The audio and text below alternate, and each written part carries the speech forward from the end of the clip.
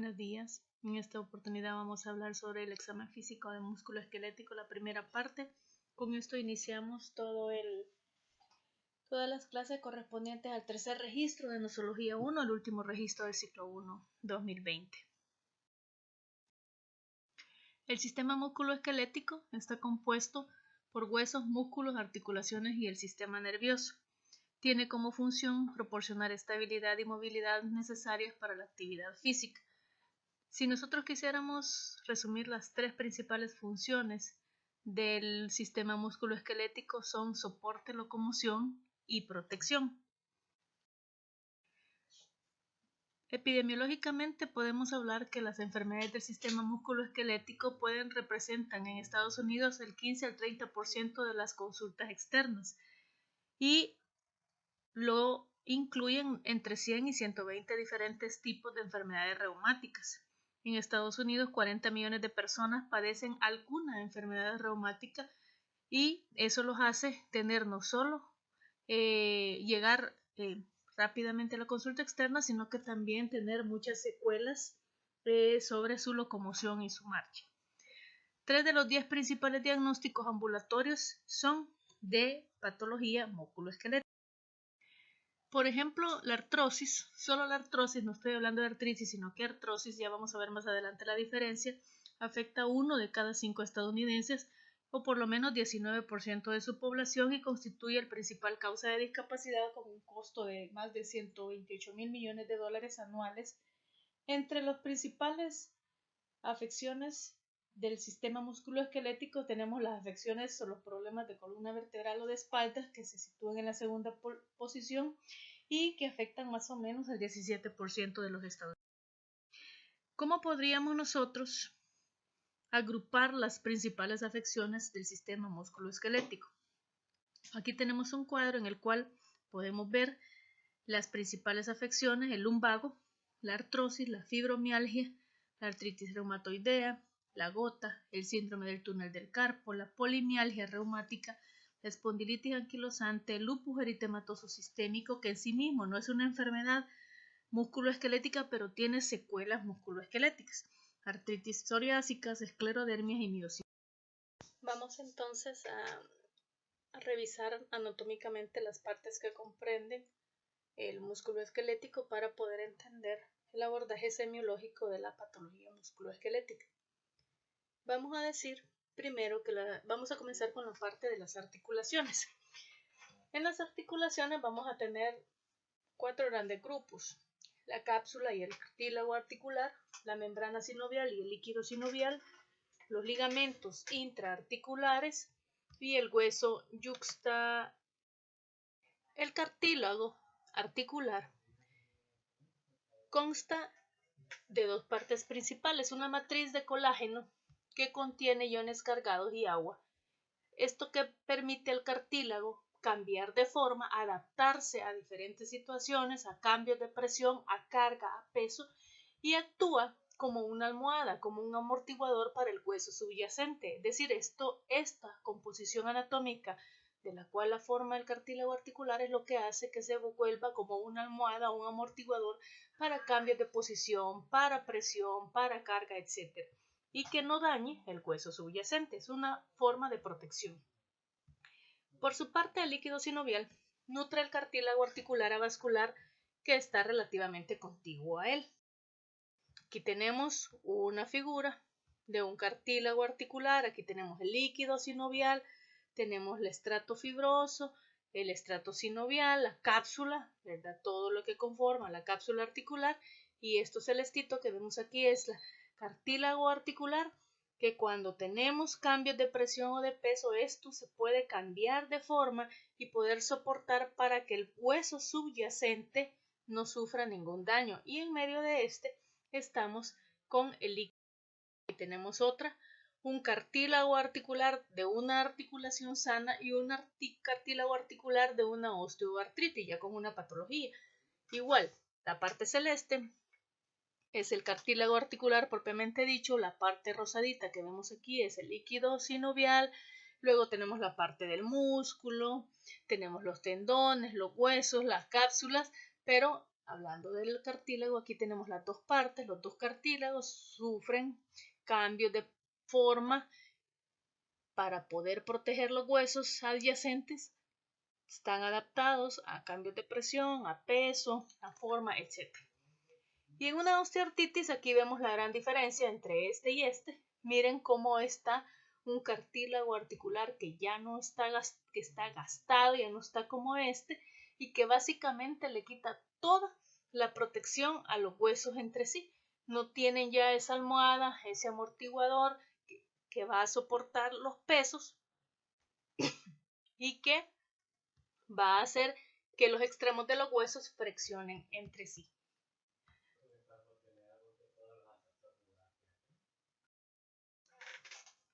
Luego vamos, siempre siguiendo con la anatomía, la articulación, las estructuras extraarticulares, que aquí tenemos. ¿Cuáles son las estructuras extraarticulares? Los ligamentos periarticulares, los tendones, las bolsas, los músculos, las fascias, los huesos, los nervios y la piel suprayacente. Y por otro lado tenemos los ligamentos, que son cuerdas de fibrillas de colágeno que conectan los huesos entre sí. Mucho cuidado con confundir los ligamentos con los tendones. Los ligamentos conectan los huesos entre sí. Los tendones es otra cosa, es articulaciones entre sí. Pero aquí los huesos entre sí los conectan los ligamentos. Fíjense bien, el tendón, fibras de colágeno, pero conectan el músculo con el hueso, músculo con hueso. Hay otro tipo de matriz de colágeno que forma el cartílago. Cuidado con confundir, no es, ¿verdad?, el mismo cartílago del que estábamos hablando articular, sino que estas conectan el hueso con el músculo y esos son los tendones. Las bolsas o las bursas son evaginaciones del líquido sinovial que amortiguan los movimientos de los tendones también y de los músculos sobre el hueso u otras estructuras. Aquí tenemos los ligamentos, dijimos, conectan hueso con hueso. Ligamentos, fíjense bien, hueso, aquí tenemos un cruzado, fíjense, clásico de los que juegan fútbol, los ligamentos cruzados porque están cruzados entre sí. Los ligamentos a nivel externo conectan hueso con hueso. En cambio, los tendones conectan músculo con hueso. Entonces aquí están tendones, músculos con hueso. Por eso es que cuando hay patología como unas tendinitis, cualquier movimiento en la articulación es sumamente doloroso, o cualquier movimiento del miembro afectado es doloroso porque el músculo es el que se conecta con el hueso a través de ese tendón que puede estar dañado o inflamado, y el movimiento muscular va a tener una afectación directa en los a nivel.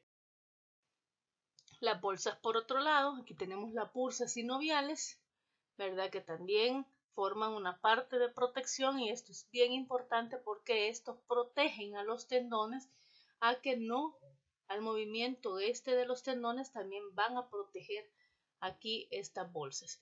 Pueden haber en diferentes articulaciones, ya lo vamos a ver más adelante, y la patología que podemos obtener aquí cuando se afectan las bursas sinoviales son las famosas bursitis. En aquellas articulaciones, ojo con esto, miren dónde se encuentra la bursa, está directamente en la articulación, y entonces la bursitis es una patología también articular. Y tenemos otra patología, miren, en diferentes articulaciones.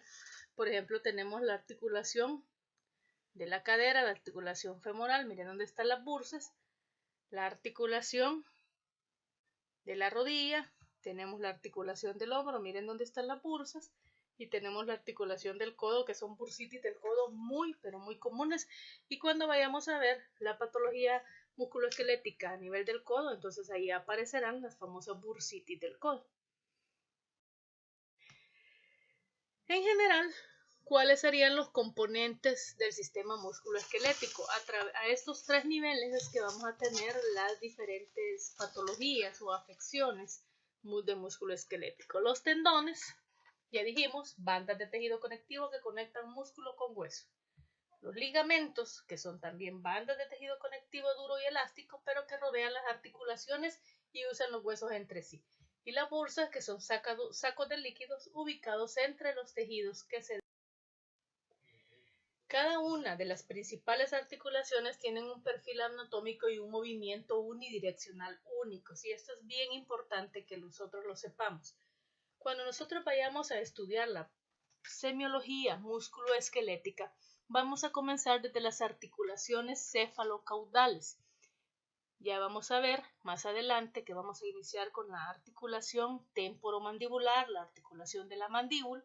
Después vamos a ir bajando a la articulación del hombro, la articulación del codo, la articulación de la muñeca, los dedos, y vamos bajando cadera, rodilla, pie, pierna, etc. Entonces, pero cuando nosotros estudiemos la patología y la nosología del músculo esquelético, tenemos que ver no solo por qué está compuesto en las articulaciones, sino también los movimientos que la componen.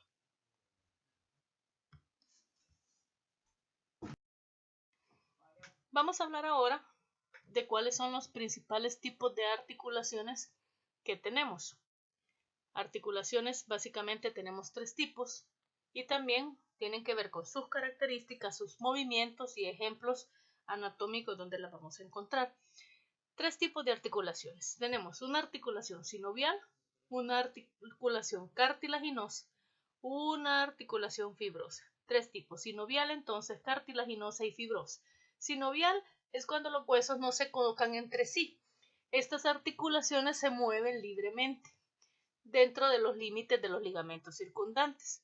Por ejemplo, en este caso, la articulación de la rodilla, la articulación del hombro tienen amplios movimientos, y aquí los huesos están revestidos por el cartílago articular y separados por una cavidad sinovial que amortigua los movimientos. Tienen una gran amplitud de movimiento.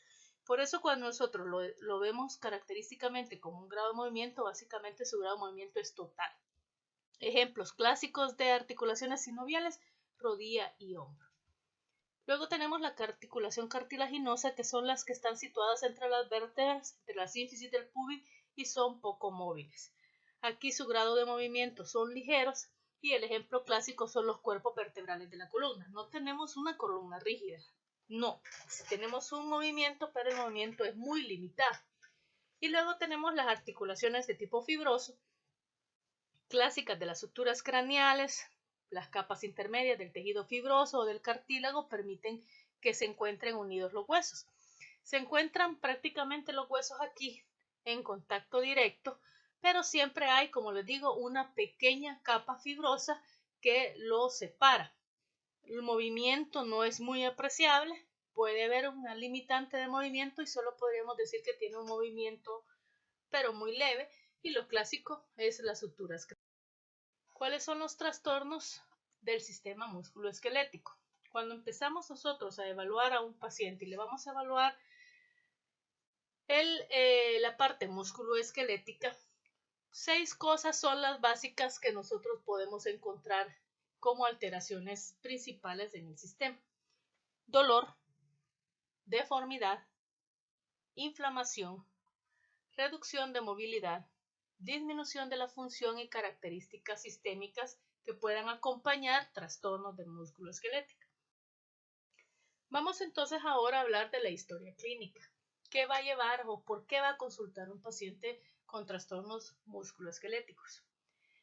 El sistema musculoesquelético debe ser evaluado anatómica y funcionalmente hablando.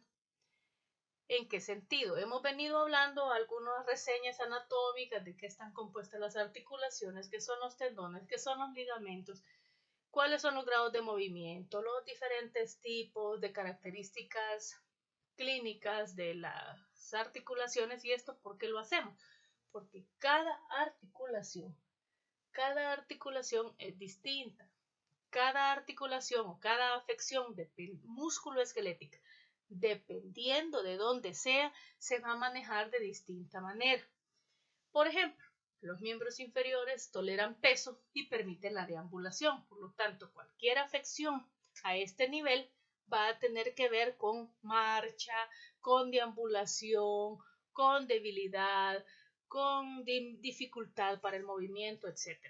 Los miembros superiores, por ejemplo, son aquellos que realizan exquisitos movimientos finos, movimientos elaborados, permiten funciones de autocuidado, permiten la realización de tareas de la vida diaria y por lo tanto si hubiera una afección de los miembros superiores vamos a tener una afectación directa en las funciones de estos miembros. No vamos a poder realizar lo que hacemos todos los días, no nos vamos a poder peinar, nos va a costar realizar aquellos movimientos que hacíamos normalmente o podemos incluso dejar de lado funciones de autocuidado porque nos impide la afección musculoesquelética realizarla. Entonces, es importante considerar que en muchas ocasiones el síntoma, por ejemplo, articular, es a lo mejor también la forma de presentación o una manifestación nada más única de un síndrome o de otra compleja sintomatología sistémica que no es necesariamente solo musculoesquelética. Esto es bien importante, sobre todo cuando las afecciones musculoesqueléticas se dan en niños, adolescentes o adultos jóvenes. Mucho cuidado cuando tengamos nosotros pacientes con sintomatología musculoesquelética y sean muy jóvenes en los cuales no esperaríamos nosotros encontrar una afección musculoesquelética. No lo tomemos solo como algo musculoesquelético aislado, sino que a lo mejor puede ser nada más parte de otra sintomatología o de otro síndrome, de otra afección generalizada, y esto se da, por ejemplo, en casos como tenemos, por ejemplo, fibromialgias, tenemos, por ejemplo, lupus eritematoso, etcétera, que solo te van a dar afecciones musculoesqueléticas, pero no es la única, te puede dar otro tipo de. En la historia clínica lo importante también es averiguar los antecedentes del paciente. Ya vimos la presente enfermedad, vamos a ir evaluando como toda historia clínica detalladamente cada signo y cada síntoma en su evolución cronológica y en sus características principales de cada una de ellas. Los antecedentes también en el sistema musculoesquelético forman una parte importante de la historia. Por ejemplo, podemos relacionar ciertos antecedentes personales con algunas artropatías o algunas afecciones articulares importantes. Por ejemplo, cólicos nefríticos a repetición nos pueden hacer a nosotros pensar en litiasis de tipo gotoso y esto relacionarlo, fíjense, es algo renal, pero que nos puede estar dando la idea de una gota o de un problema articular de acumulación de ácido úrico, que va a venir también a repercutir a nivel renal. Por ejemplo, los contactos, importantes los contactos en los antecedentes personales. Por ejemplo, en aquellos pacientes con rubiola, parotiditis, hepatitis A, por ejemplo, a veces la artritis es infrecuente en estos pacientes, pero en algunos pacientes con algunas infecciones virales importantes podemos tener algunas afecciones musculoesqueléticas. Tema de drogadicción. La hepatitis B y la hepatitis C pueden darnos artropatías, ¿verdad? Por hepatitis B muy similares a las artropatías por VIH, es decir, los pacientes por VIH pueden llegar a tener como complicación crónica artritis, ¿verdad? Reumatoideas importantes o artropatías por VIH. En el caso de artritis séptica que podemos tener en caso de la homosexualidad o prácticas de promiscuidad sexual no protegidas o antecedentes, por ejemplo, de infecciones de transmisión sexual a repetición que pudieran llegar a darnos la sospecha de una artritis séptica. Las artritis gonocócicas también, en caso de tener una gonorrea, podemos sufrir afecciones musculoesqueléticas a través de una artritis llamada artritis gonocócica.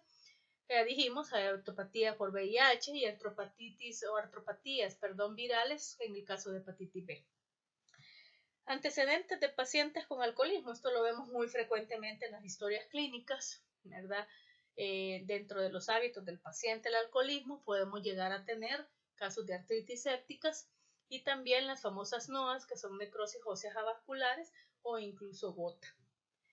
Los pacientes diabéticos, dentro de sus antecedentes personales o patológicos, pueden desarrollar artritis sépticas, enfermedades de Dupuytren, artritis neuropáticas, el síndrome del túnel del carpo. También podemos tener capsulitis adhesivas en la articulación del hombro, osteoartritis y queiroartropatías también. En el caso de los pacientes también que sufren psoriasis, podemos tener cuadros de artritis psoriásica y en el caso de los pacientes con sífilis o lepra o que hayan tenido estas patologías, podemos tener la famosa artropatía neuropática o de Charcot. Otra cosa importante dentro de la historia clínica son los antecedentes de consumo de fármacos, porque algunos fármacos pueden estar relacionados con alguna patología osteoarticulomuscular. Ejemplo, el tamoxifeno, que es un antiestrógeno, se usa mucho en las mujeres, ¿verdad? Que tienen, por ejemplo, dismenorrea, tienen mucho dolor menstrual, etcétera, pero el consumo demasiado o desmedido o el abuso del tamoxifeno está relacionado con poliartritis simétrica, por ejemplo. El consumo de diuréticos puede darnos artritis gotosa. Corticosteroides, el uso de los esteroides nos pueden dar artritis séptica. Los NOAs famosos, la osteomielitis, artropatías neuropáticas, osteoporosis, porque los corticosteroides tienen que ver con los estrógenos y va a dar disminución de los estrógenos, y por tanto un cuadro de osteoporosis y aplastamientos vertebrales, degeneraciones tendinosas también. Aquellos pacientes que sufren o que tienen o han estado expuestos a corticosteroides en pulsos, es decir, que han sido sometidos de alguna manera en forma aguda a estos corticosteroides, esto se puede ver también mucho en pacientes dermatológicos o alguna patología dermatológica en los cuales se les ponen esteroides en pulsos para poder tener respuestas agudas o determinadas, sobre todo en pacientes con alguna dermatitis o pacientes dermatológicos, pueden llegar a desarrollar artralgias y artritis. Aquellos también manejados con ciclosporina han tenido también cuadros de artralgias. La flunomida también dan tenosynovitis. La clorpromacina, la isoniazida, la lovastatina, quinidina y metildopa pueden estar relacionados con un cuadro de lupus inducido. Ya se han contabilizado dentro de la patogenia del lupus eritematoso también una especie de lupus eritematoso inducido por fármacos, y aquí les menciono, por ejemplo, 5 medicamentos que están relacionados con esto y nos van a dar manifestaciones musculoesqueléticas. Las estatinas están relacionadas con miositis, mialgias o calambres musculares. Las quinolonas, cuidado con el uso de antibióticos desmedidos, sobre todo en pacientes de la tercera edad. Cuidado, la artritis, artralgia, tendinitis con predominio del tendón de Aquiles, tendinitis alquiliana. Le dan levofloxacina a diestra y siniestra, una faringitis levofloxacina, una infección levofloxacina, y el paciente tiene 60, 70, 80 años y de repente el paciente ya no se puede levantar de la cama, se curó a lo mejor de la infección, pero el paciente tiene un problema articular, no puede caminar, tiene mucho dolor y tiene una tendinitis del tendón de Aquiles, una tendinitis a este nivel causada por quinolonas. ¿Y qué pasa? Estos son manejos quirúrgicos. Tendinitis del tendón de Aquiles es un manejo quirúrgico, entonces le salió mucho más caro el efecto adverso, por ejemplo, de una quinolona, que haber manejado a lo mejor una infección aguda con otro tipo de antibiótico. Con esto no les estoy diciendo que no usen quinolonas en los pacientes, sobre todo de tercera edad, sino que lo usen con precaución y que no los usemos de forma desmedida o los usemos de forma abusiva, teniendo a lo mejor otras opciones que también pueden darle un beneficio al paciente. Los interferones alfa están también relacionados con problemas articulares de artralgia y artritis. La vacuna de la antihepatitis B y antirrubiólica pueden dar cuadros de artritis reactiva. De pronto te pusieron la vacuna. Ojo, no les estoy diciendo que no se las pongan, pero es saber el cuadro de fármacos y patología osteoarticular. La vacuna de la hepatitis B puede de repente darles inflamaciones articulares y de repente, por ejemplo, en jóvenes grandes artritis reactivas pueden ser artritis que son pues curables, ¿verdad? Pero que remiten, pero que pueden de repente dar un proceso artrítico y se puede incluso pensar en una artritis reumatoidea juvenil, etcétera, y hay que averiguar si el paciente también no se ha puesto recientemente la vacuna de la hepatitis B o de la rubiola. En el caso de la BCG, en algunos pacientes puede dar artritis por la inmunoterapia con BCG. Los betabloqueadores también están relacionados con artritis, la deferiprona también, que son quelantes de hierro, y la vitamina A en excesos también pueden producir artralgias o mialgias, y algunos barbitúricos como la isoniazida, barbitúricos o la isoniazida, la etambutol, en pacientes manejados para TB, por ejemplo, pueden dar distrofia simpática refleja o un famoso reumatismo gardelánico que puede ser causado por el consumo de estos medicamentos, y cuando se suspenden los tratamientos puede el paciente irse. El punto fundamental entonces en la evaluación de las enfermedades reumáticas es realizar una adecuada historia clínica y examinar concienzudamente cada una de las partes del sistema musculoesquelético. De eso se va a tratar estas clases. Esta es la primera parte de 4 clases porque son bastante largas, hay que ir parte por parte anatómicamente del músculo esquelético, y tenemos entonces que el examen general o la semiología del músculo esquelético va a comprender 2 grandes partes, por un lado los huesos y por un lado los músculos. Y las técnicas, ojo con esto, ¿cuáles son en el examen físico las técnicas de exploración que vamos a utilizar para el músculo esquelético? De las cuatro técnicas que nosotros ya conocemos, inspección, palpación, percusión, ocultación, aquí solo vamos a utilizar la inspección y la palpación, pero vamos a agregar una técnica más de exploración que no se ve en otro tipo de sistema, que es la medición. Entonces, las 3 técnicas principales de exploración física que utilizamos para evaluar el sistema musculoesquelético es la inspección, la palpación y la medición. Y lo vamos a hacer a nivel de 2 grandes áreas anatómicas. A nivel de los huesos, ahí van sus articulaciones incluidas, y a nivel muscular. A nivel de los huesos, ¿qué vamos a evaluar en el examen físico? Fíjense bien, deformidades, aumento del volumen, acortamientos, alargamientos, movimientos anormales y crepitaciones. A nivel de los músculos, ¿qué evaluamos en el sistema musculoesquelético? Aumento del volumen, ausencias congénitas, atrofias, distrofias, hipertrofias y dolor muscular. En la consulta, ¿cuáles son los síntomas habituales o que más le preocupa al paciente y por los cuales consulta a nivel del sistema musculoesquelético? Consulta por lumbago, consulta por dolores cervicales, el famoso dolor de cuello, por artralgias monoarticulares o poliarticulares, ojo aquí, puede ser de una sola articulación o de varias articulaciones. Puede consultar por artralgias inflamatorias o infecciosas, por artralgias que lleven además manifestaciones generales como fiebre, escalofríos, erupciones, anorexias, pérdidas de peso o debilidad, y también artralgias con síntomas que están relacionados o no con otros sistemas orgánicos. Ahí teníamos también, para que nos recordemos de todas las partes que vamos a evaluar, el músculo, la bursa. Aquí tenemos, si se acuerdan, el cartílago articular, se acuerdan de la parte celestita que veíamos anteriormente, el líquido, fíjense bien, el líquido sinovial, ¿verdad? Y aquí tenemos la parte de los huesos. Vamos a ir entonces tratando de describir cada una de los motivos o los motivos de consulta más frecuentes de los pacientes y por qué y con qué los podemos relacionar, para después poder empezar propiamente ya con el examen físico. Decíamos anteriormente que el examen físico lo vamos a ir evaluando desde las articulaciones, desde las áreas anatómicas cefalocaudales, y vamos a iniciar con la articulación temporomandibular. Pero antes de iniciar con el examen físico voy a describir las afecciones más importantes del sistema musculoesquelético, los motivos de consulta más importantes y con qué patología podemos irlos nosotros relacionando.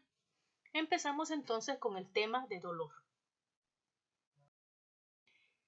En el dolor, ¿qué nos importa a nosotros evaluar? ¿Qué nos interesa a nosotros cuando un paciente llega? Porque esto es muy común, es un motivo muy frecuente de consulta. Me duele el hombro, me duelen las rodillas, por ejemplo, el paciente de tercera edad, llega mucho, yo vengo porque me duelen las rodillas, me duele el hombro, me duele la muñeca, me duelen los dedos. Entonces, en el tema de dolor en músculo esquelético, ¿qué nos importa seguir investigando más? Y esto nos va a servir en el tema de la presente enfermedad también.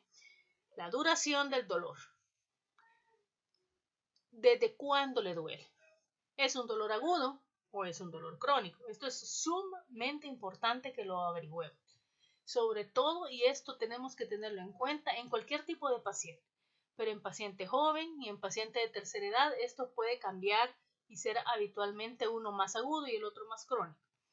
Si el dolor es nocturno, el dolor es paso bien todo el día, pero ya en la noche, cuando me voy a acostar, o ya en la noche que termine de hacer mis oficios o mis quehaceres, entonces ya me duele X o Y cosa. La localización, ¿dónde exactamente le duele? Generalmente el paciente se va a indicar una articulación o un área muscular específica. Importante que digan la localización exacta del dolor. Luego tenemos la evolución del dolor a lo largo del día, ya lo explicábamos. ¿Es predominio nocturno, predominio diurno o tiene diferentes características a lo largo del día? Las actividades relacionadas con el dolor, por ejemplo, si algo en qué momento se inicia, tiene un patrón o no tiene un patrón. Algo lo exacerba o no lo exacerba cuando yo subo los pies, cuando yo bajo los pies, cuando yo camino, cuando yo estoy en reposo, o cuando hace una actividad, o cuando tomo esto o no tomo esto. ¿Qué lo inicia? ¿Qué lo exacerba? ¿Qué lo mejora? ¿Qué lo empeora? Y luego tenemos los antecedentes de traumatismos quirúrgicos, de traumatismos o antecedentes quirúrgicos también son importantes, aunque, ojo con esto, el músculo esquelético no nos importa qué tan cerca o lejos fue una afección o un trauma. Importante, por ejemplo, en temas cuando veamos el músculo esquelético a nivel de columna vertebral. Hay pacientes que pueden haber tenido un trauma hace 10 o 15 años, a puras penas, cuando tú los estás preguntando y les estás haciendo referencia a sus antecedentes. El antecedente de traumatismo pudo haber sido hace 10, 15, incluso hasta 20 años y el paciente no se acordaba y el paciente en el momento no lo relaciona y puede ser la causa, por ejemplo, de una hernia discal, de una desviación de columna, etcétera, de una manifestación musculoesquelética, pero relacionada con mucho tiempo después. Siempre preguntemos al paciente si ha tenido antecedentes de cualquier trauma, independientemente el tiempo en el que haya sido. No es que si lo operaron ayer, lo operaron la semana pasada o el año pasado, o tuvo un accidente o un trauma, sino que cualquier trauma, aunque haya sido en la niñez, debemos preguntarlo. Aquí sí que es importante. Luego, si ha tenido manejo médico, qué terapéutica ha empleado el paciente. Aquí ya conocemos nosotros a nuestros pacientes. El paciente ya cuando llega donde el médico ya ha tomado aspirina, ya ha tomado diclofenac, ya ha tomado ibuprofen, ya ha tomado Aleve, ya ha ido donde el naturópata, ya ha ido donde el chino a que le pongan sus acupunturas. Y ya cuando llega donde el médico sabemos que ya ha venido repasado por un montón de manejos médicos tradicionales y no tradicionales, y esto va a tener que ver con el manejo actual de la patología musculoesquelética y de cómo llegue esa patología musculoesquelética que en algunas ocasiones por malos manejos puede llegar ya hasta complicar. Y luego, si esta afección está relacionada con otras articulaciones o miembros del cuerpo. ¿Este dolor está relacionado o no relacionado o no le afecta a otras partes de su otra cosa importante del dolor, si el dolor está originado en una articulación o una estructura, si mejora con el reposo, se agrava con el soportar peso o no. También si es un dolor de difícil localización, si es más generalizado, se puede localizar solo a una región ósea o se refiere a otro lugar. O cuando se mueve también podemos tener dolores que están localizados, pero cuando hay movimiento, por ejemplo articular, pueden referirse a otra parte cercana. Dolor que despierta al paciente, por ejemplo en la noche, ahí tenemos que podemos relacionarlos con dolores de origen vascular, neurogénico, infecciones por gota, en el caso de microcristales, acumulada gota, o de estructuras dañadas como la tendinitis o la bursitis, que también nos pueden dar dolores de la noche. Podemos tener también dentro del dolor, si hay alguna sensación, si se acompaña de alguna sensación de adormecimiento, ardor, punzada o ardor tipo pinchazos en agujas, que nos sugiere más una patología neurológica, un dolor de tipo ardoroso. El paciente dice que siente que sensación de ardor, como una quemada o como que lo están pullando con agujas. Este tipo de dolor suele estar relacionado o nos va orientando más a una patología de tipo neurológica, un dolor de tipo neurogénico o neuropático. También dolor de piernas, por ejemplo, originado en la claudicación neurológica o, por ejemplo, por estenosis del canal a nivel de la columna vertebral, de la columna lumbar. Hay una estenosis y eso da claudicación a nivel de los miembros inferiores. Y las claves para evaluar el dolor articular, por ejemplo, el paciente llega y le duele la rodilla. Van a pedirle al paciente que le señale dónde le duele. Esto para que evitemos ampliar demasiado o que no podamos entender de forma imprecisa cuál es la localización del dolor. Mejor pídanle al paciente cuando lo estén historiando que se señale exactamente dónde le duele para que ustedes puedan consignar en la historia clínica exactamente dónde está el dolor. Cuándo empezó el dolor, ya lo habíamos hablado, el mecanismo de la lesión, si hay antecedentes de trauma, si es localizado, difuso, agudo, crónico, si hay un proceso inflamatorio o no. Siente que hay cambios en la articulación, siente que hay cambios en ese miembro aparte del dolor.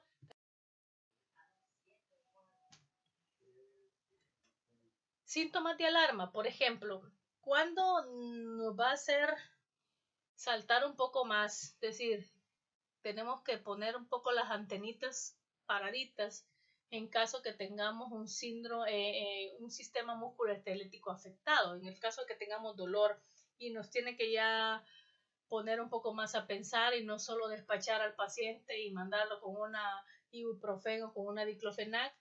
Pacientes mayores de 50 años, démosle el crédito por las afecciones musculoesqueléticas. No todas las afecciones musculoesqueléticas son por la edad o por cuestión de vejez o por desgaste. Cuidado con eso. Pacientes que hayan tenido cáncer o que tengan antecedentes personales de cáncer, también cuidado con dolores musculoesqueléticos. Puede ser incluso el primer signo de una metástasis o de un cáncer que se reactiva. También cuando tenemos, aparte del dolor, pérdidas de peso inexplicable, lo tenemos que explorar en la historia clínica.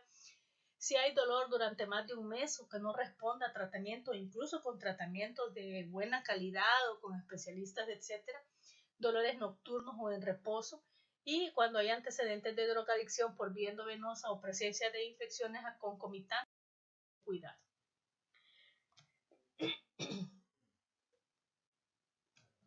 Por ejemplo, aquí les traigo algunos tipos de dolor, de los que más comunes consultan los pacientes y más o menos qué es lo que vamos a encontrar. Por ejemplo, el lumbago. Le duele la espalda. ¿Cómo llega el paciente? Me duele la espalda. Por ejemplo, 2 de cada 3 adultos sufren al menos una vez en la vida un dolor a nivel de la espalda, que es en la espalda abajo o el lumbago, y es el segundo motivo más frecuente de consulta. ¿Qué tenemos que investigar? No dejemos, otra cosa que es muy común, es que este dolor a nivel de la espalda baja, a nivel de la cintura, a nivel de tengo lumbago, algunos pacientes incluso llegan con esta afección directamente y te dicen yo vengo por un lumbago, que tenemos que investigarlo. Generalmente lo asociamos hasta a veces con patología renal. No digo que no puede existir, claro que sí, pero no solo veamos que puede ser una infección, una IBU, sino que también puede ser una patología propiamente musculoesquelética. Entonces tenemos que considerar todos los puntos. ¿Qué nos importa averiguar aquí? Dolor en la línea media, si suele sobre las vértebras o fuera de la línea media, si es una lesión musculoligamentosa, si hay hernias discales, colapsos vertebrales, metástasis a médula ósea, abscesos epidurales, y si se irradia el dolor a la nalga o a los miembros inferiores, a la parte de la nalga, a la parte medial, cuidado porque puede ser una neuralgia del ciático y viene desde un punto a nivel neurológico y no necesariamente muscular o articular. Hay entumecimiento, hay parestesias, acompañamiento de pérdida de la sensibilidad de miembros inferiores. Eso es importante que lo averigüemos. Estas, por ejemplo, lesiones, hernias, colapsos, metástasis, solamente las vamos a investigar si nosotros tenemos la presencia de una placa de columna vertebral, dependiendo del lugar, pero hay detalles que no los vamos a averiguar si no es con una radiografía.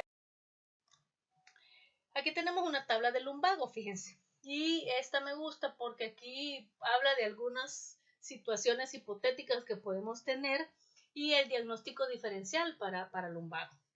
Por ejemplo, tenemos dolor y rigidez. Las molestias son peores en las mañanas, pero se alivian con el ejercicio.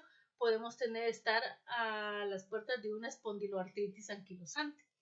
O aquel dolor que empeora al caminar y por la hiperextensión de la columna puede ser estenosis espinales. Dolores agudos muy intensos y graves sin razón aparente, o sea, y no tienen nada que ver con la actividad. Aquí pueden incluso llegar a ser aneurismas abdominales, fracturas vertebrales por compresión o hernias discales. Dolor que se irradia debajo de la rodilla, empeora con la tos, con los estornudos y se siente como un disparo o una quemadura. Puede ser compresiones de raíz, radiculopatías o compresiones de raíces nerviosas, y radiaciones aquellas que se van con dolor a ambas piernas o aquellos episodios de dolor grave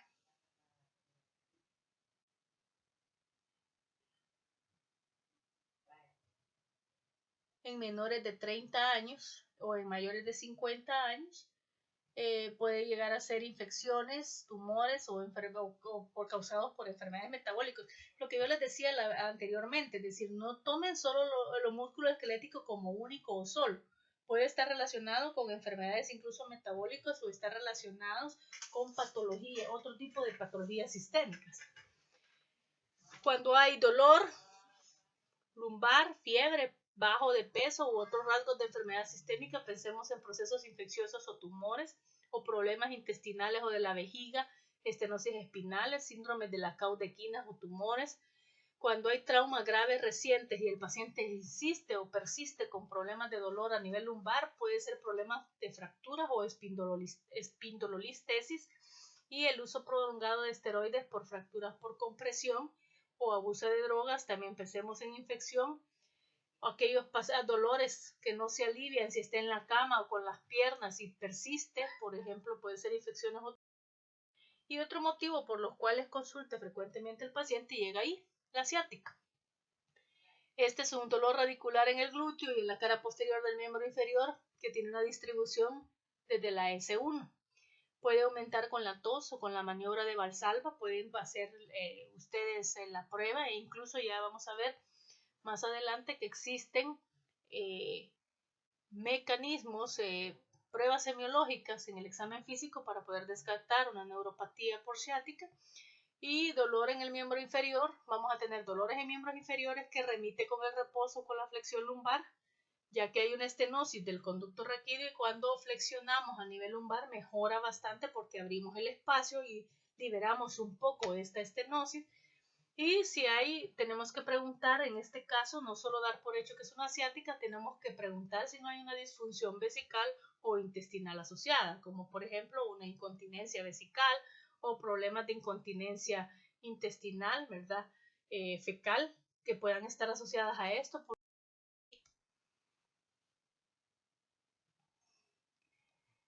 Tenemos otro que es el síndrome de la cola de caballo o el de la caudequina, que esta se da por una compresión discal o tumor generalmente a nivel de S2 y entre S2 y S4. Generalmente puede haber aquí disfunción intestinal o vesical, generalmente retención urinaria con incontinencia por rebosamiento, pérdida de sensibilidad y entumecimiento perianal, con características de dolor, más características de dolor en la pierna, lumbar, etc. Pero con disfunciones intestinales o vesicales, pensemos en un síndrome de la caudequina o uno de la cola de caballo. Otro es el dolor cervical. Esto también es un motivo frecuente de consulta. La mayor parte de los dolores cervicales son agudos y remiten espontáneamente, no necesitan ni siquiera, pues, tal vez analgésicos leves. Pero cuando estos se irradian al brazo y al hombro, hay que pensar en otras patologías. Generalmente están asociados, la mayor parte de ellos, a traumas, aunque hayan sido traumas de larga evolución. Insisto, no necesariamente tiene que ver, por ejemplo, tuviste un accidente de tránsito hace 10 años en el cual chocaste de frente, por ejemplo.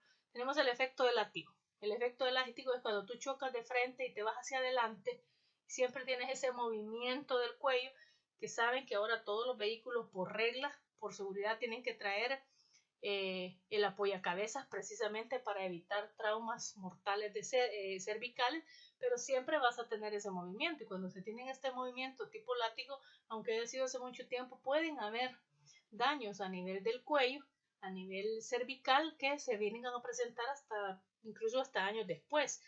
Mucho cuidado, y importante aquí la historia clínica, investigar al paciente qué más podemos encontrar. Dolores radiculares por compresión del nervio raquídeo, frecuentemente en C7 y C6. Todo dolor cervical hay que investigar, todo dolor cervical hay que mandar una placa y descartar cualquier daño. Y también importante las historias de trauma. Importante, por ejemplo, como les decía, una de las más comunes es accidentes de tránsito. Muchas veces tienen los accidentes de tránsito, hay un pequeño dolor en el cuello y solamente damos analgésicos.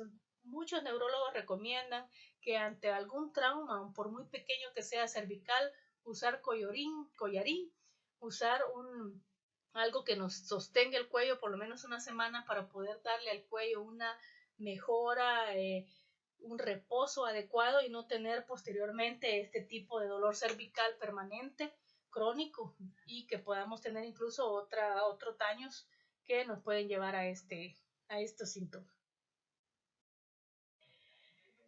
Por ejemplo, tenemos otros dolores, por ejemplo, dolor en una articulación, pueden ser por lesiones, artritis. Cuando es en una articulación es monoarticular, tendinitis o bursitis, cuando solo es en una articulación. Cuando es en la cadera, cerca del trocánter mayor, podemos tener bursitis trocanteria. Cuando tiene el dolor patrones migratorios, podemos pensar en fiebre reumática o en artritis gonocóxica. Y cuando tengan, por ejemplo, patrones progresivos o con afectaciones simétricas, podemos tener artritis reumatoidea. En el caso de dolores extraarticulares, no le duele en la articulación exactamente, sino que alrededor, por ejemplo, de la articulación, pensemos ya en afección de otro tipo de estructuras anatómicas. Podemos tener en las bolsas, en el caso de bursitis, tendinitis, y es a tendones los afectados, vainas tendinosas, ahí es la tenosinovitis, esguinces de carro de ligamentos, o podemos tener también aquellos pacientes con dolores intensos y de comienzo rápido en una articulación tumefacta y enrojecida. Podemos tener artritis séptica aguda o gota, y en niños mucho cuidado cuando tenemos de repente estos dolores y una articulación que se inflama rápidamente y se vuelve roja. Pensemos en una osteomielitis, es decir, una infección que ya ha llegado y ha tomado el hueso. Síntomas generalizados son frecuentes, por ejemplo, en las artritis reumatoideas, en lupus eritematoso sistémicos, en polimialgias reumáticas o en otras artritis. También cuando hay fiebre alta acompañada de escalofríos grandes, diaforesis, pueden indicar procesos infecciosos, es decir, fiebres altas con sintomatología musculoesquelética, con grandes diaforesis, pensemos en procesos infecciosos. Y también no olvidemos a aquellos pacientes que tienen cáncer y que estamos recibiendo algún tipo de tratamiento como quimioterapia, pueden causarles dolores articulares posterior a las quimioterapias. Aquí tenemos, fíjense bien, una orientación etiológica del compromiso articular. Si el dolor, por ejemplo, es de tipo degenerativo o mecánico, inflamatorio o psicógeno, ahí vamos a ver, por ejemplo, si sigue a la actividad, disminuye o cede con el reposo. Si no cede con el reposo, suele ser inflamatorio. Si es leve o no te varía con la actividad, también podemos tener dolores de tipo psicógeno. Rigidez, pocos minutos y después del reposo, fatiga, debilidad, depresión, tumefacción, dolor a la palpación, calor, rubor, crepitaciones. Y aquí vamos a ver el tipo de origen, si es degenerativo, si es inflamatorio o si es psicógeno. Ya vamos a ver más adelante otro tipo de sintomatología, pero aquí tenemos una diferencia de los tipos de síntomas o signos que puede presentar el paciente y por dónde podemos orientar la patología musculoesquelética, si es degenerativa, inflamatoria o psicógena. Esto está en Argente, lo pueden revisar perfectamente ahí. Vamos a hablar ahora de la rigidez muscular.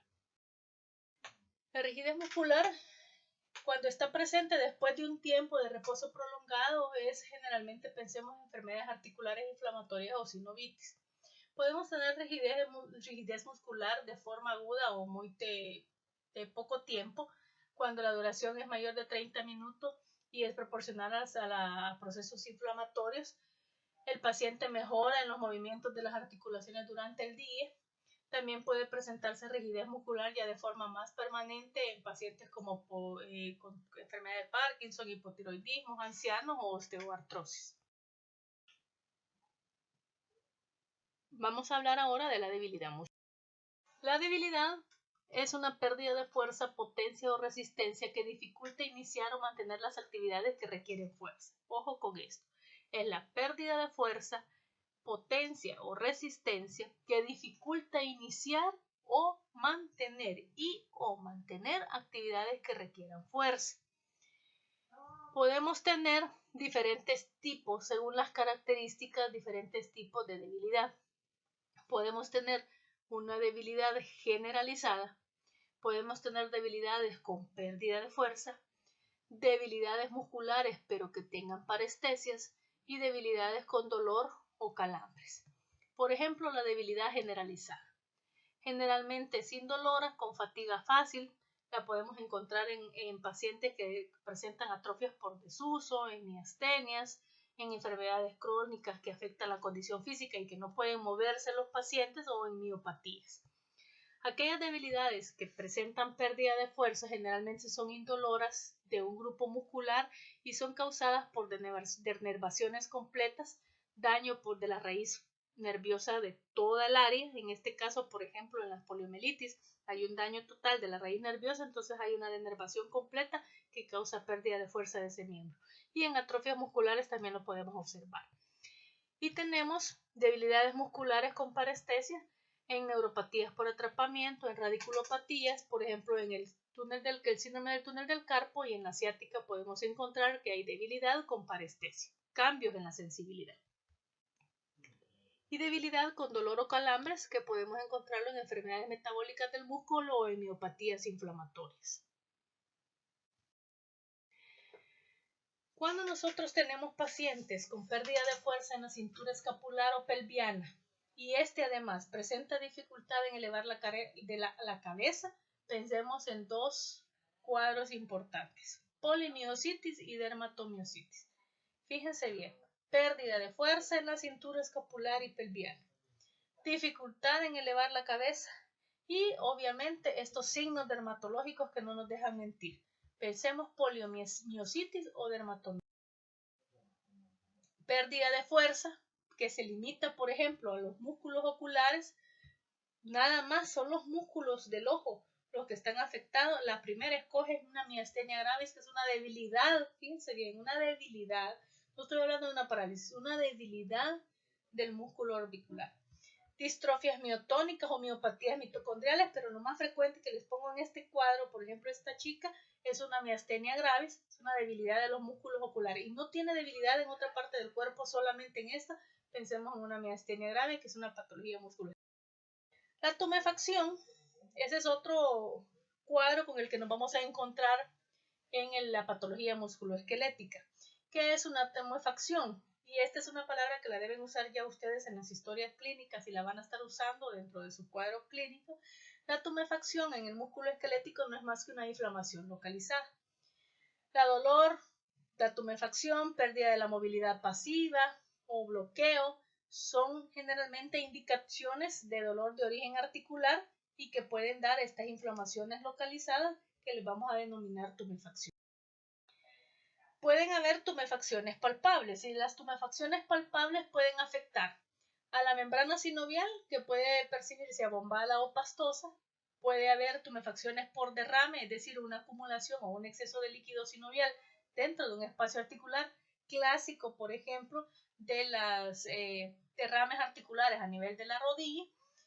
Las estructuras del tejido blando también pueden afectar, en el caso de las bolsas o las bursas, los tendones y las vainas tendinosas. Ahí tenemos cuál es la rodilla que tiene una tumefacción. Esta, miren. Vemos que hay una inflamación localizada, un aumento del tamaño. Generalmente esta podemos incluso decir que puede ser por un derrame articular, pero miren la diferencia de tamaño entre una y otra, y aquí vemos entonces una tumefacción de la rodilla. Aquí tenemos otro cuadro, una tumefacción a nivel de la articulación del codo e incluso está acompañada de un eritema, ¿verdad? Podríamos incluso tener aquí dolor localizado. Podemos ver eritema o una coloración rosada a nivel de la articulación y estoy casi segura que si ustedes tocaran a este paciente y le tocan esta parte de la articulación, Otros motivos importantes son los calambres o las mialgias. El calambre es un síntoma experimentado por el paciente. Es un síntoma subjetivo. No podemos nosotros saber si el paciente en realidad tiene o no un calambre. Es un síntoma muy subjetivo. ¿Y cómo lo describimos? Creo que todos alguna vez en la vida hemos estado dormidos y de repente nos despierta un dolor intenso por una contracción muscular involuntaria y sostenida. Y nos queremos parar, queremos estirarnos e incluso el miembro no nos responde. Eso es un calambre, es un dolor por una contracción muscular involuntaria y sostenidas. Generalmente se dan en la pierna, a nivel, como le decimos, en la pantorrilla y en los músculos intrínsecos del pie. Son benignos y autolimitados. Pérdida de movimientos también puede ser un motivo que nos lleve a una patología musculoesquelética. Puede originarse por una lesión estructural de la articulación, contractura de los tejidos periarticulares o por nada más por el dolor que no nos permite movernos. Otros síntomas característicos en esta pérdida de movimientos es el famoso aflojamiento articular y la sensación de traba articular como consecuencia de trastornos mecánicos por lesiones ligamentarias o debilidad muscular. El paciente llega, dice que le truena, se le traba la rodilla, no puede dar el paso, dice el paciente, porque se trabó, hay un trastorno mecánico ahí. Generalmente va a haber un desgaste del cartílago, hay lesiones ligamentarias y debilidad muscular al mismo tiempo. La presencia de dolor sugiere desarreglos articulares internos, también rupturas ligamentarias o meniscales, presencia de cuerpos libres a nivel intraarticular también pueden darnos pérdidas de movimiento. Otra cosa que se evalúa dentro del sistema musculoesquelético es la fuerza muscular. La fuerza la podemos cuantificar y la vamos a cuantificar a través del Medical Research Council, que es MRC, que es una escala de 5 puntos. De 0 a 5, nosotros vamos a tener una valoración de la fuerza muscular. Mucho cuidado con confundir debilidad con fuerza, ¿verdad? La fuerza muscular es la respuesta que nosotros tenemos de la articulación a un movimiento determinado. Si no tenemos ningún tipo de contracción, vamos a darle una valoración de 0. Una contracción que no desplaza la articulación, se contrae, da un poquito de respuesta, pero no logra desplazar la articulación. Le vamos a dar 1 punto. Aquel desplazamiento articular, pero solo sobre un plano, le vamos a dar 2 puntos. El desplazamiento de la articulación contra gravedad, ya hay cierto grado de resistencia, le vamos a dar 3 puntos. Y el movimiento contra resistencia le vamos a dar 4 puntos. Tú le pones el brazo al paciente y tú le haces un movimiento contrario, él te lo quiere bloquear, ya le podemos dar incluso 4 puntos. Y el normal, ya le vamos a dar un movimiento normal 5 puntos. Esto lo van a volver a ustedes a utilizar cuando vean neurológico, lo van a volver a utilizar en la parte motora.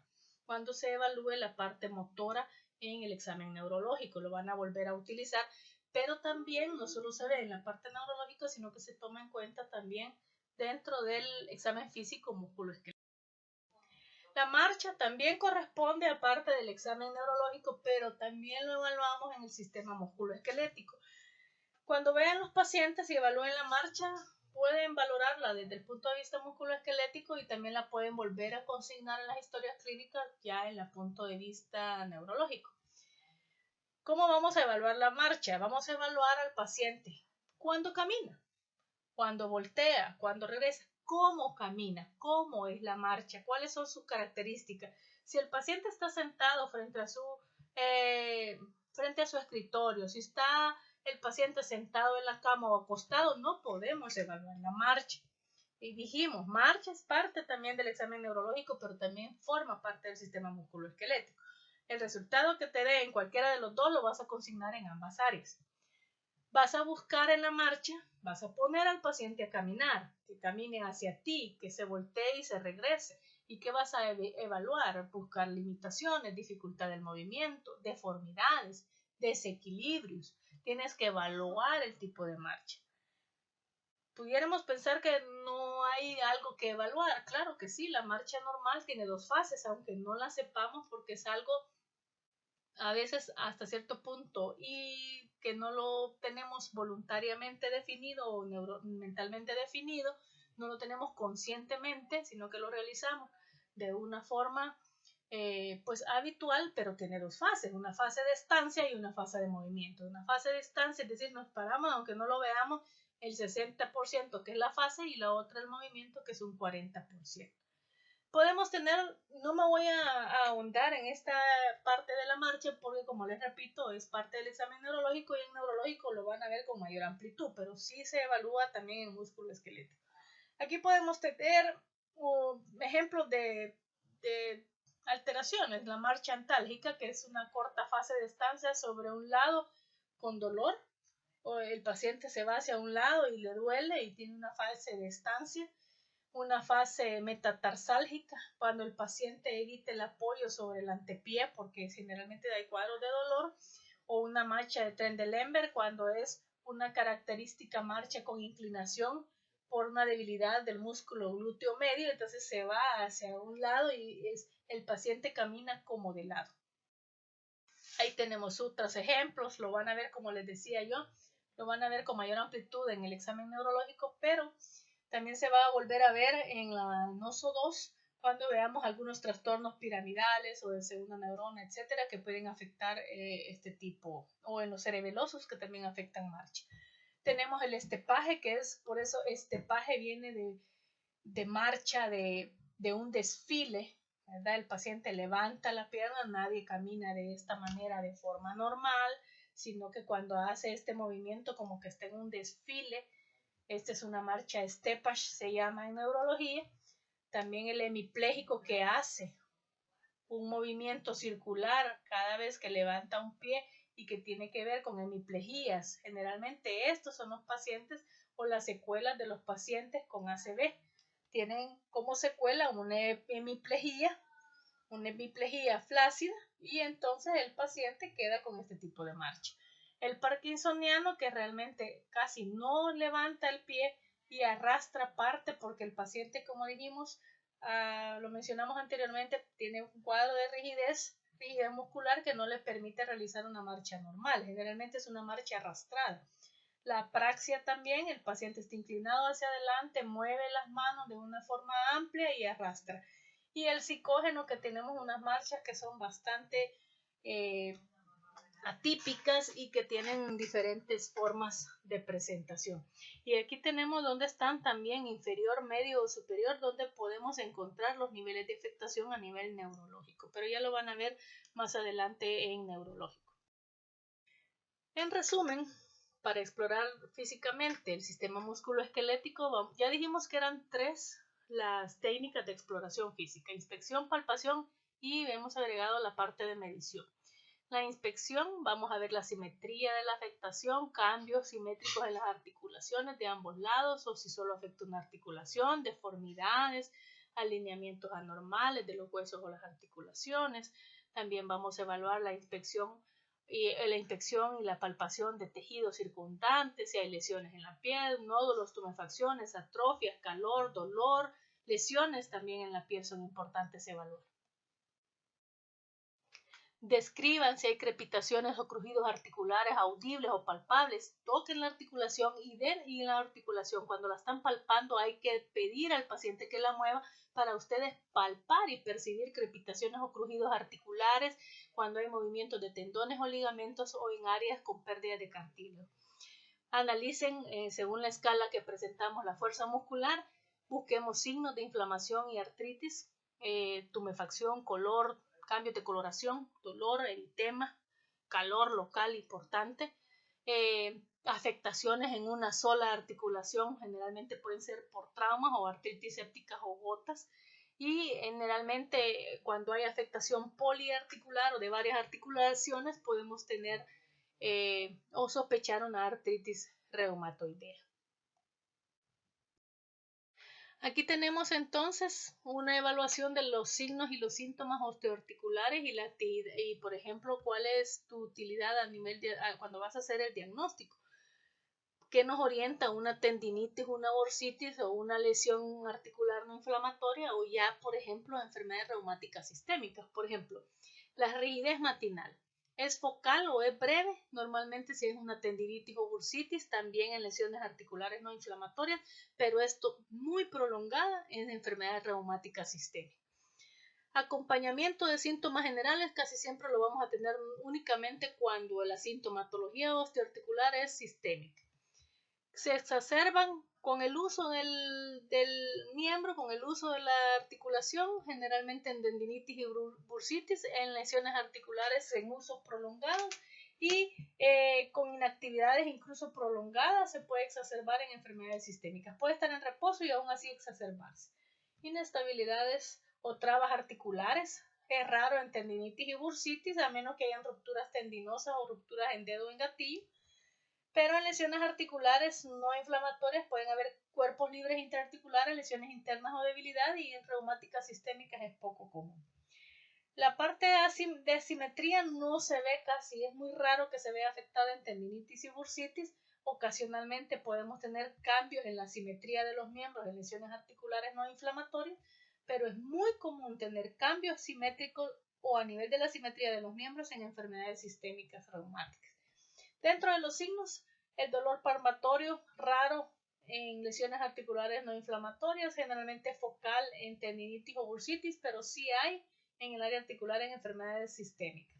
Inflamación ocasionalmente y muy común en reumáticas sistémicas, pero solamente en el tendón o en la bursa cuando es una tendinitis o bursitis.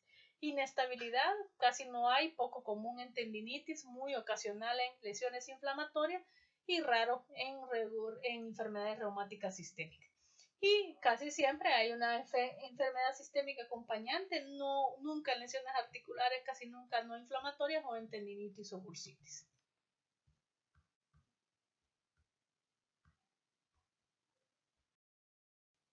Vamos a hablar un poco de dos términos que hemos estado usando a lo largo de esta clase, que son artritis y artrosis. De artritis no vamos a hablar porque no es la materia hablar de las patologías, solo estamos mencionando y haciendo una correlación semiológica de ellas. En la artritis vamos a tener signos cardinales como derrames articulares, dolor y tumefacción, aumento de temperatura, eritemas periarticulares y disminución del rango de movimiento articular. La presencia de dolor con palpación en determinada área anatómica más una reducción en el movimiento, pero preserva la capacidad de movimiento, en la reducción de movimiento activo, pero preserva la capacidad de movimientos pasivos, es decir, que el movimiento pasivo es el que el explorador realiza al paciente. Generalmente puede haber un reumatismo de partes blandas, como bursitis, tendinitis o lesiones musculares. Sí, tenemos que descartar una artritis de estas otras patologías como bursitis, tendinitis o lesiones musculares. El diagnóstico diferencial de las patologías articulares generalmente se va a basar en el recuento de articulaciones comprometidas y en el tiempo de evolución de los síntomas. Importante en cualquier cuadro articular descartar la presencia de una patología sistémica. De acuerdo al número de articulaciones, las artritis pueden ser monoartritis, oligoartritis o poliartritis. Monoartritis es cuando solo se compromete una articulación, oligoartritis cuando hay 2 o 4 articulaciones y poliartritis más de 4 articulaciones. Aquí tenemos el ejemplo, una articulación saludable con sus ligamentos a nivel del líquido sinovial, su cartílago sinovial, el celestito siempre, acuérdense de eso. Y tenemos aquí unas articulaciones alineadas y normales. Pero ya cuando tenemos una lesión articular, un daño a nivel articular, miren, aquí tenemos, por ejemplo, la cápsula articular, el cartílago articular, perdón, ya lo tenemos desgastado, disminución de líquido, aumento, las bolsas hay aumento, hay una inflamación sinovial y entonces la forma en cómo se encuentra ya el miembro comienza a tener alteraciones, como lo vemos aquí. Estos son otros ejemplos de cuadros artríticos y miren que uno de los principales signos de los cuadros artríticos es la deformidad de la articulación. Y no solo de la propia articulación, la articulación después le va dando una deformidad y una alteración a todo el resto del miembro, porque es una articulación, no está aislada de los demás, está en compromiso con otras articulaciones. Vean muy importante estas deformidades, estas otras deformidades también. Miren estas otras clásicas que llegan los pacientes de tercera edad con las manos de esta manera y ya tienen artritis reumatoidea con deformidades importantes que ya le van a limitar su actividad normal, su actividad física normal.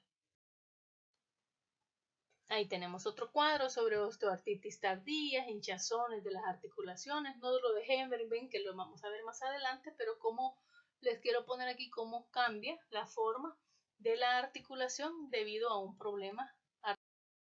Y aquí tenemos una diferencia entre artritis y artrosis.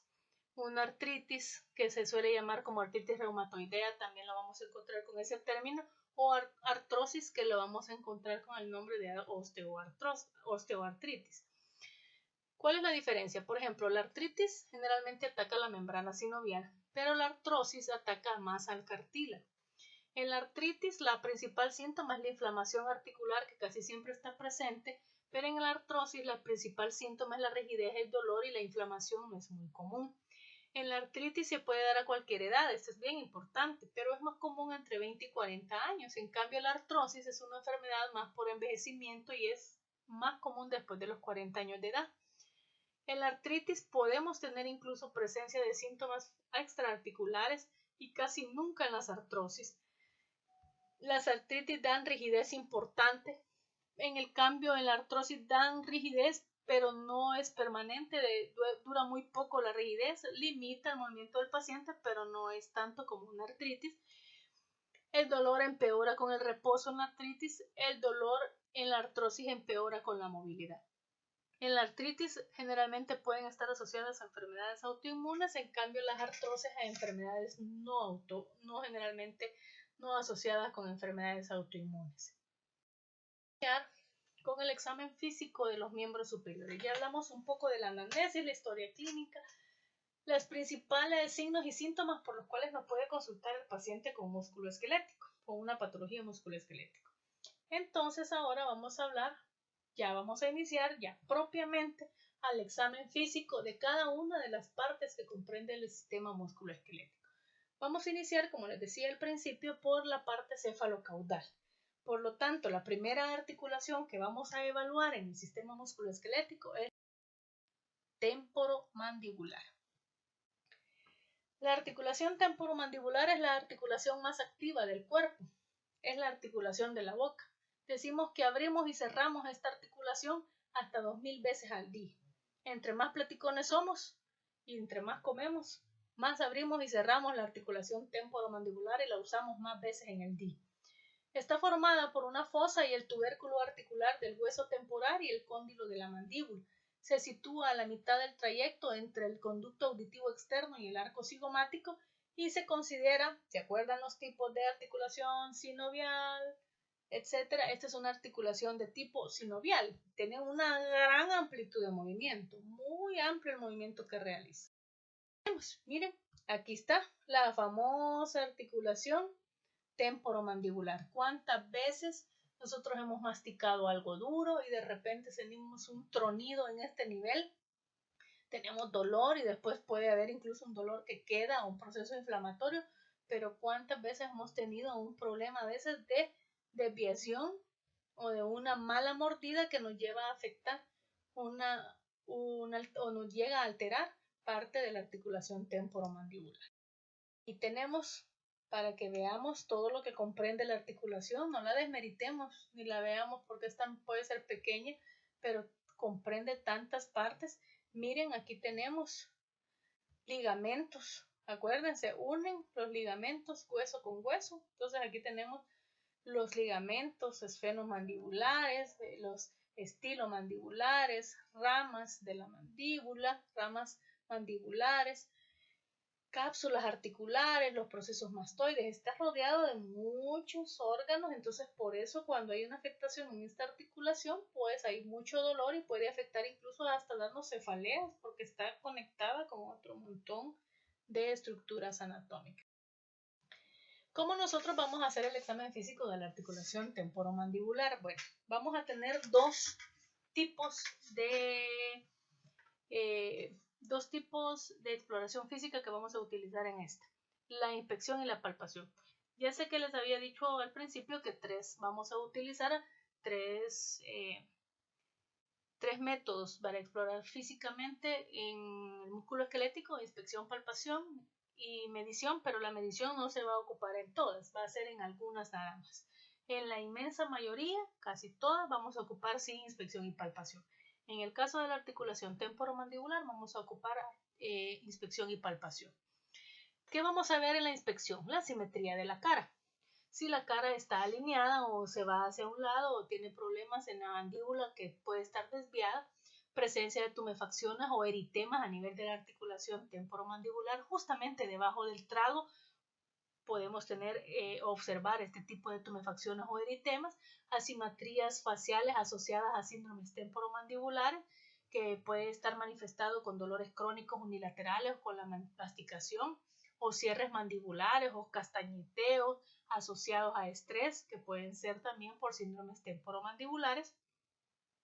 Podemos tener tumefacciones con dolor a la palpación y disminución de la amplitud del movimiento. Una de las principales manifestaciones cuando tenemos algo que afecte la articulación es la disminución en la amplitud del movimiento. No abrimos la boca como normalmente la abrimos. Vamos a tener disminución de la amplitud en el caso, por ejemplo, si tuviéramos inflamación o algún tipo de artritis. Para localizar a la articulación, quisiera que hicieran ustedes este ejercicio. Van a tomar el dedo índice. Háganlo por favor, sé que no los estoy viendo, pero me gustaría que en el momento que están leyendo esta clase, que están escuchando esta clase, no podemos vernos, pero me gustaría que hagamos esto interactivo. Agarren su dedo índice y se lo tocan justamente delante del trago de cada oreja. Háganlo ahorita, por favor. Pongan su dedo índice, solamente los índices del lado derecho y de izquierdo, delante del trago de sus orejas. Ahora ustedes van a abrir y cerrar la boca. Lo más que puedan la van a abrir y van a cerrar la boca. Las puntas de los dedos deben alojarse dentro de los espacios articulares cuando la boca se abre. Cuando la boca se abre, ustedes van a sentir que las puntas de los dedos caen en un espacio articular. Verifiquen el arco liso del movimiento. Van a registrar cualquier tumefacción o cualquier dolor. Van a agarrar los dos dedos, van a pedirle al paciente abra, cierre la boca. Van a sentir ustedes el movimiento articular, pero también van a ver el espacio articular. Y ahí en el espacio, cuando el paciente abre, entonces ustedes van a poder percibir si hubiera una tumefacción o incluso dolor. Y van a percibir también un clic articular. Van a tener el sonidito. En personas sanas puede haber este sonidito como un clic articular, o por lo menos percibirlo a nivel de la palpación en personas, y esto es normal en personas sanas. Miren, ahí está. Esta es una forma de cómo evaluar la articulación temporomandibular. Lo podemos hacer con el paciente acostado, o lo podemos hacer con el paciente de pie, o lo podemos hacer con el paciente sentado, eso no importa. Aquí la paciente estaba acostada en decúbito dorsal. Le ponemos, fíjense, miren, los dedos índices delante del trago. Le hemos colocado ya los dedos y le vamos a pedir después a la paciente que abre y cierra la boca para que ustedes evalúen la articulación. Vean si no hay dolor, tumefacción, inflamación, dolor al abrir o dolor al cerrar la boca, o disminución en la amplitud. Aquí ya le pedimos a la paciente, miren, que abra la boca, sienten ustedes el cambio y cómo cae su dedo ya en el espacio articular para que evalúen si ahí no encuentran alguna anormalidad.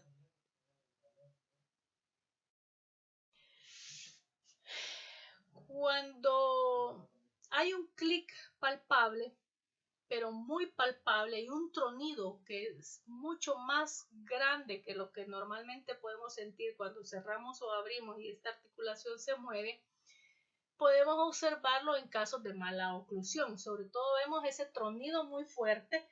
Generalmente la causa más frecuente es mala oclusión dental. Este es un problema odontológico, es un problema incluso hasta maxilofacial. Pudieron haber tenido incluso hasta traumas de cara o de boca cuando eran pequeños, y en general es una desviación y una mala oclusión dentaria que se va a ver afectada o que va a llegar a incluso afectar la articulación temporomandibular. Estas personas suelen tener problemas cuando mastican. Generalmente se muerden los cachetes, se muerden, ¿verdad?, a nivel de la mucosa de las encías, o se muerden entre ellos, y tienen también problemas de mala oclusión y que les afecta la articulación. Podemos tener lesiones de disco articular, tumefacciones sinoviales también por traumas que pueden llegar a afectar esto, pero ojo, yo les dije anteriormente que podemos tener un clic, se va a ver un clic y ustedes van a sentir este clic pequeñito normalmente, pero cuando es muy palpable y hasta puede tronar y lo oímos y lo vemos demasiado exagerado, ya puede deberse a un problema de la articulación por mala oclusión. Cuando esto es a nivel de la inspección, me pueden decir ustedes entonces que solamente no solo estamos viendo, sino que también estamos palpando, sí, pero también en la palpación vamos nosotros también a evaluar otras estructuras. Los maceteros en la zona externa, en el ángulo de la mandíbula, no solo evaluamos la articulación, vamos a evaluar los maceteros, los músculos temporales en la zona externa durante el cierre y relajación de la mandíbula, y los músculos pterigoideos en la parte interna entre los pilares amigdalinos de la mandíbula. Es decir, aquí vemos inspección y palpación, pero también la palpación vamos a complementar con la palpación de todos estos músculos. Otra cosa que vamos a realizar en el examen del músculo esquelético es evaluar la amplitud de movimiento. Yo les comentaba anteriormente cuando iniciaba la clase que cuando evaluamos el sistema músculo-esquelético vamos a evaluar como tres grandes áreas: a nivel de la inspección, a nivel de la palpación, medición si es necesario dependiendo de la articulación, pero también vamos a evaluar amplitud de movimiento. La amplitud de movimiento es parte del examen físico del músculo esquelético. La articulación, en este caso temporomandibular, puede realizar desplazamientos de deslizamiento y de bisagra. Ojo que también ya se los había mencionado.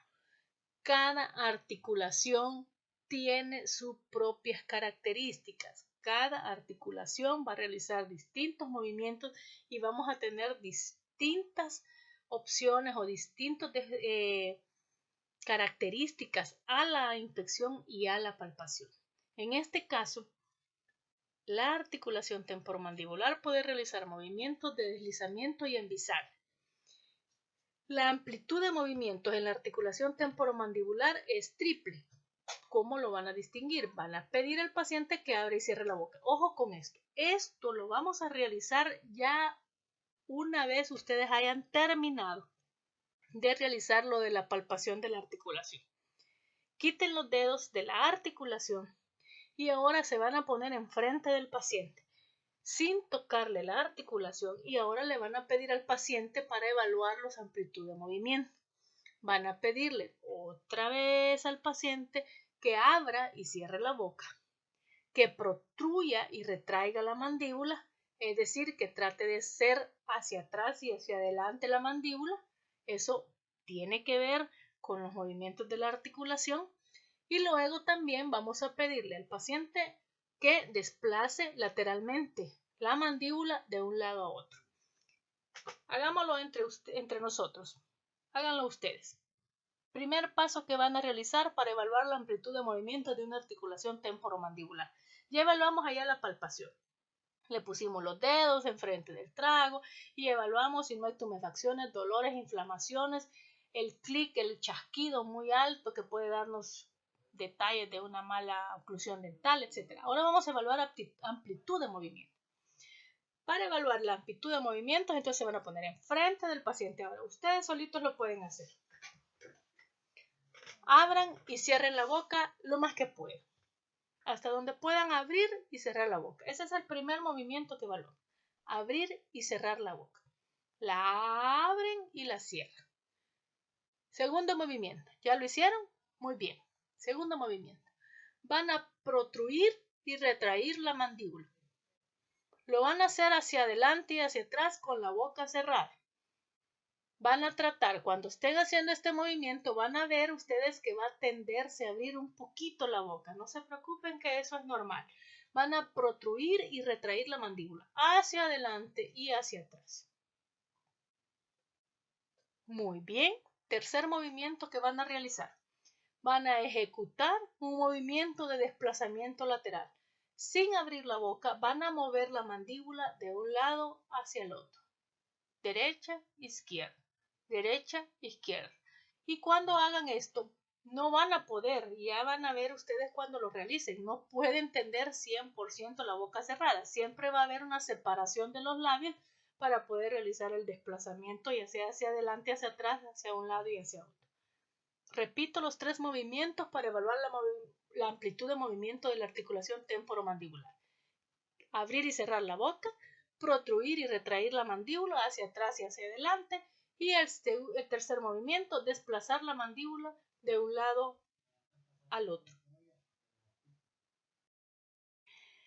Normalmente la boca se abre mucho y generalmente no hay una medida estándar. Hay unos que pues abren bastante la boca, ¿verdad? Y tienen pues una boca bastante amplia y una articulación temporomandibular bastante con movimientos bien ampliados, pero hay otros pacientes, depende de su anatomía y de su superficie corporal, que a veces no tienen una boca muy grande, pero normalmente la boca tiene que abrirse cuando sus 3 incisivos, 3 dedos, el índice, el medio y el anular, pueden ustedes meterlos entre los incisivos. Si ustedes pueden meter los 3 dedos en los incisivos, los 3 dedos entre los dientes, es que generalmente tienen una amplitud de la boca normal. Pues hay unos que a lo mejor les va a caber toda la mano, bueno, ya eso es ganancia, pero normalmente la boca, pues, para que tenga una amplitud normal es meter los 3 dedos, índice, medio y anular, entre los incisivos para tener una apertura, digamos, normal. Durante la protrusión normal de la mandíbula, los dientes inferiores se colocan delante de los superiores. Esto es bien importante, ¿verdad? Los dientes no están alineados 100%. Debe haber un cierto ángulo en los cuales, ¿verdad? Cuando hay una protrusión normal, los dientes inferiores se van a colocar delante de los superiores. Y cuando es normalmente y tenemos cerrada la boca, generalmente los superiores tienen un poquito adelante de los inferiores. Y podemos tener algunas patologías, algunas alteraciones de la articulación temporomandibular. Eso se llama anquilosis. Las anquilosis, miren, son aquellas desviaciones de las articulaciones temporomandibulares. Miren el paciente, los pacientes tienen una desviación bien clara, incluso se les ve ciertas protrusiones de las articulaciones, pero la desviación es quizás lo más evidente en esto. Y miren estos pacientes, tienen una limitación inicial de la abertura bucal, no creo que en este espacio le quepan los 3 dedos que dijimos. Tiene una abertura bucal a un mes, miren, se le hace una cirugía maxilofacial y miren, tenemos aquí, ven, la articulación temporomandibular, tutores externos en esta articulación, y ya miren el paciente cómo abre ya un poco más, ¿verdad? La boca, porque ya mejoramos la amplitud temporomandibular de este lado. Y ya después, a los 3 meses, esta es como una evolución del cuadro, ya una vez operada la paciente, ya cuando le quitan los tutores, miren hasta dónde puede abrir la boca ya la paciente, e incluso tenemos una recuperación o un manejo ortodóntico aquí también, porque también suelen haber desalineaciones a nivel dentarias, malas oclusiones dentarias, entonces también se le corrige la parte de la ortodoncia. Bueno, muchas gracias. Hemos terminado aquí con la primera parte del sistema musculoesquelético con la articulación temporomandibular, que es el inicio. Vamos el día miércoles a subirles la clase de músculo esquelético, la parte número 2, donde ya vamos a ver otras articulaciones, ya vamos a ver hombro y de miembros superiores, y así sucesivamente vamos a ir manejando todas las demás clases. Muchísimas gracias y que todos tengan un buen día.